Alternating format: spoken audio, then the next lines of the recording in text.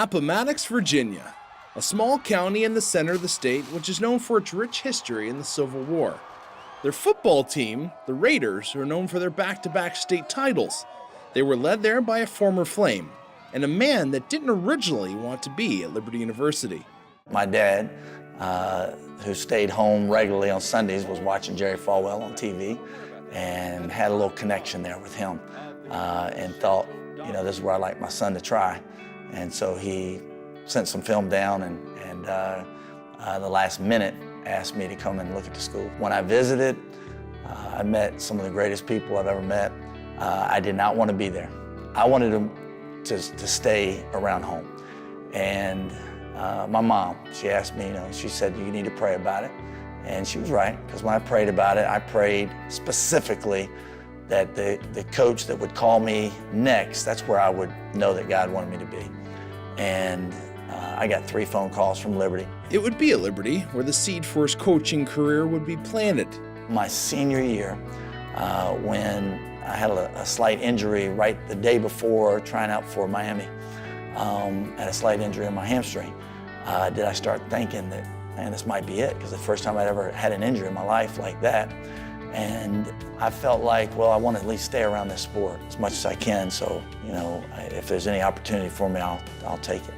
His opportunity would come in the form of coaching. Doug would coach in multiple counties surrounding the Lynchburg area until he got a job at Heritage High School, a place he called home for nearly 2 decades. Shockingly, in 2011, Heritage would dismiss Doug as head coach. While he didn't understand God's plan, his next stop, Appomattox County High School, Red Right Links, was exactly where he was meant to be. In the spring is when I first came down and I met a couple players. One of the first things we did as a group was went to FCA camp.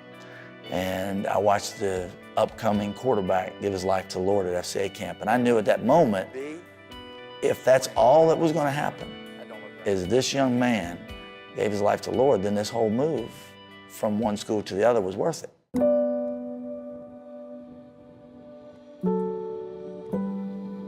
The year 2015 was filled with adversity for not only Appomattox High School, but also the entire county.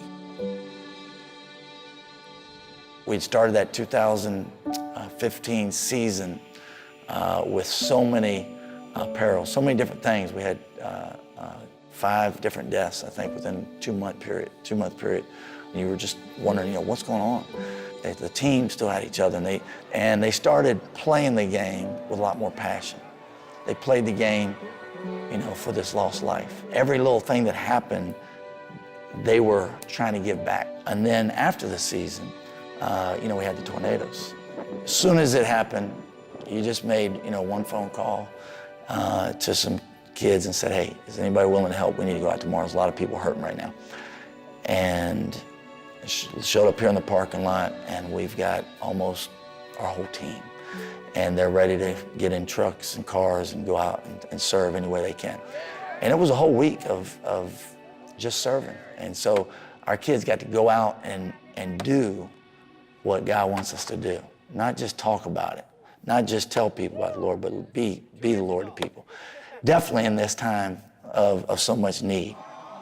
That next season, the Raiders, backed by prayer and support from the community, would bring the county together once again, winning the first of back-to-back state titles, and in the process would spread the love of Christ through servanthood and football.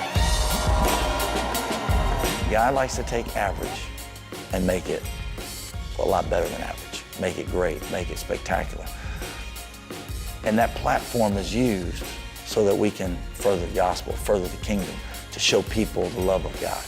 I believe he's taken a great group of guys that are average to the world, because we don't have a bunch of people going, to all these Division I schools, and he's made them great. And he's given them a platform where people are looking at this school like, wow, what are they doing? Wow, this is great, and I try to teach them not to take that, but just reflect that and make sure they know, that we're just thankful.